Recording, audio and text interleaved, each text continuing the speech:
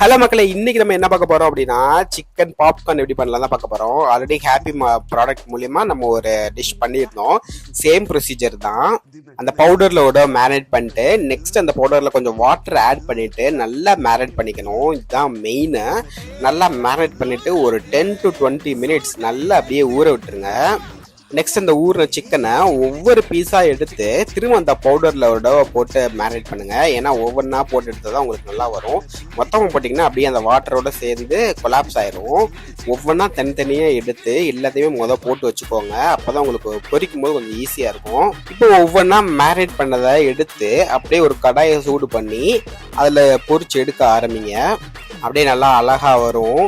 அப்படியே உங்களுக்கு அந்த கேஃப் சிக்கன் கலர் வந்தோன்னா நீங்கள் அப்படியே எடுத்துருங்க. ஒரு பிளேட்டில் சர்வ் பண்ணி பார்த்தீங்கன்னா செம்மையாக இருக்கும் சிக்கன் பாப்கார்ன்.